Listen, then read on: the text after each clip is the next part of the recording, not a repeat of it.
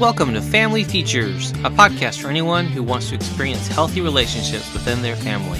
This is Dr. Corey Gilbert, and I'm honored to come alongside you to encourage, educate, and equip you as we focus on the different relationships that make us family. Let's get started and focus on today's feature.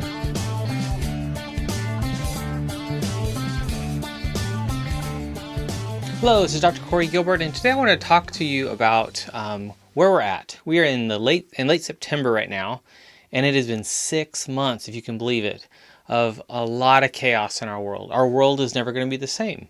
Our world has been turned upside down in so many ways. Our small individual worlds, our families, but also the whole world. Many of us are afraid to travel. Many are afraid of even just leaving their homes. We're all in different places, but I want to talk about you and church. I'm a deacon at our church at Salem First Baptist here in Salem, Oregon, and love our church. I love what we do, but I want to kind of confess something to you and to kind of talk through this myself first, maybe as an example for you.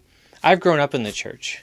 Since 9 months before I was born, I've been in church. My parents were in ministry actively, since I was young, and then in missionaries in South America for most of my growing up years. And so church is just a normal part of my life.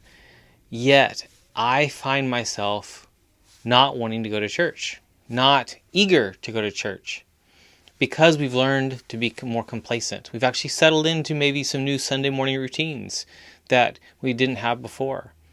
I know I was talking to a softball coach. I can't remember where, somewhere here in Salem, but he said it had been 20-something years, like 25 years, that he'd never had a spring time off because it was always in season.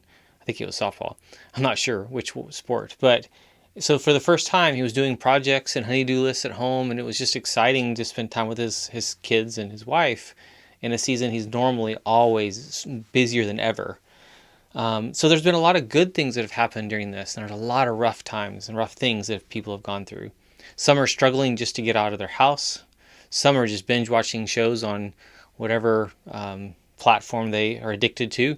And others have actually used this time to grow relationships and grow businesses and do great things. We're all in different places. But when it comes to social, we can't get what we need virtually only.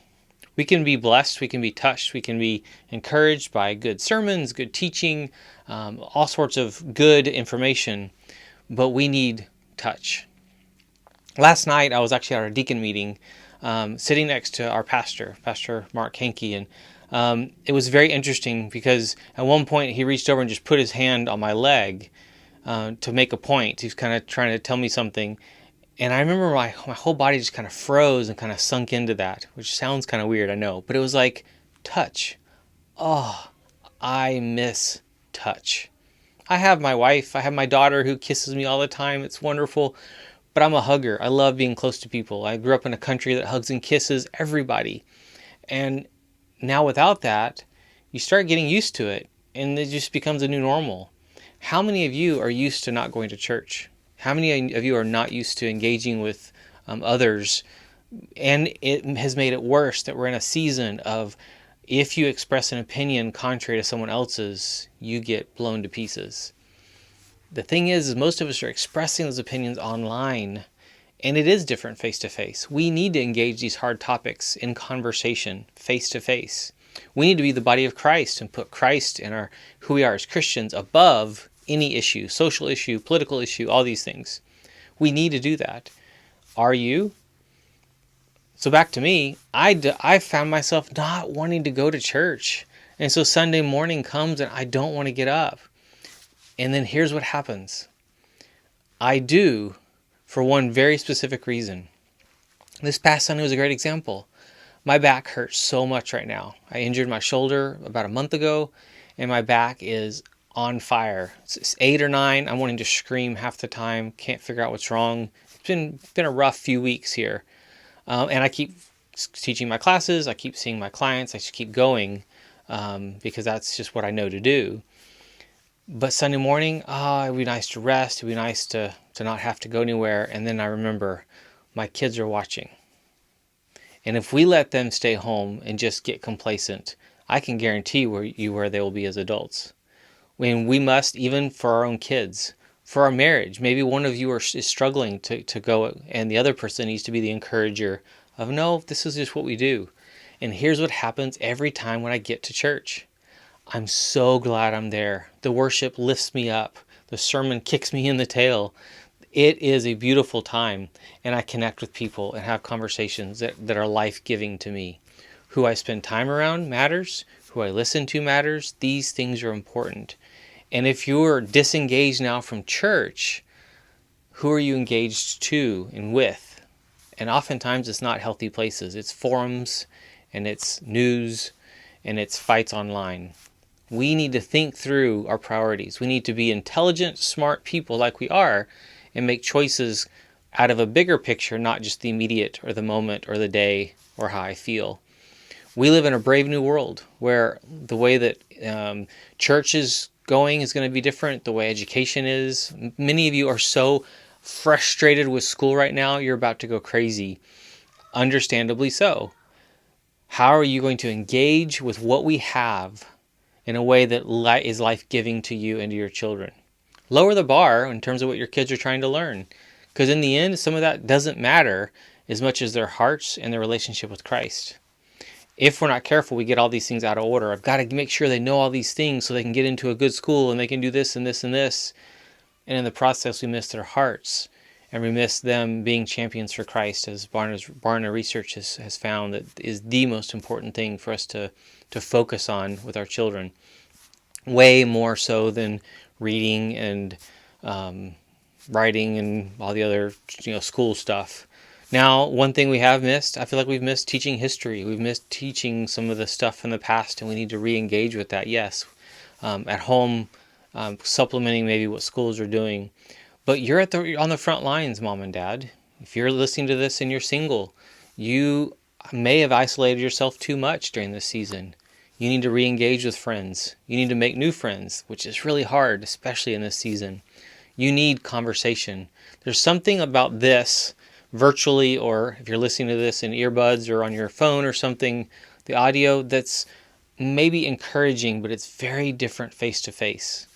I've actually found as a counselor and coach, I'm loving doing stuff virtually and online because we can go deeper and go places faster than I've actually found we get face-to-face because it's less emotional.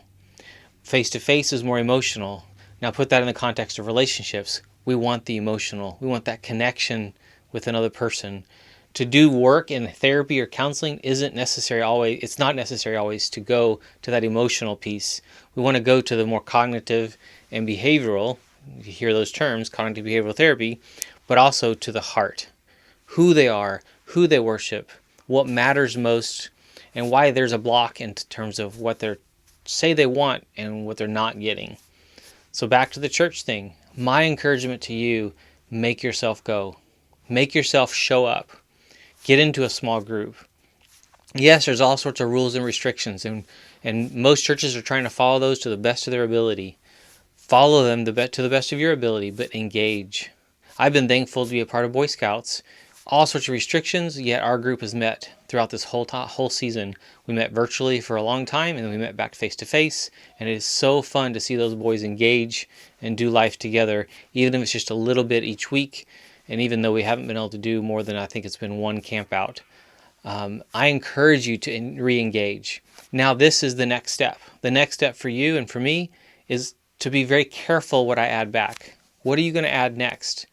Are you just going to go back to the way life was and add all the things you're doing before? Or are you going to be really careful and intentional and as a family, prayerful, personally and as a family?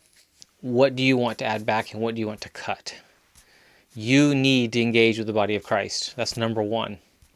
Number two is definitely the educational piece.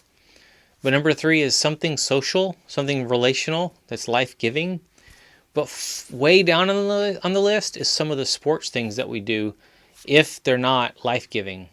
A lot of times we engage in those because we think we're supposed to, and they're not life-giving. They're actually destroying. What I hear from a lot of college students is how the sport that they used to love is now destroyed because of how driven their families were towards medals and towards competition, because they're not. Others, it's the exact opposite. they were driven, and it was despite their families that they achieved all those things. Others found through sports and through music that gave them a hope and a purpose, and it was a beautiful thing. That's why there's no cookie cutter for all this. Church, we need to be there. We need you. I need you. I need you to encourage me, just like I need to encourage you. I might be able to encourage you in areas that helps you grow, and it's my strength. Well, I have areas I need to be encouraged in because those are not my strengths, and that's the body of Christ. So bless you, bless your family, engage, get involved in groups, get involved in your community, get involved in around here we're dealing with the after effects of fires.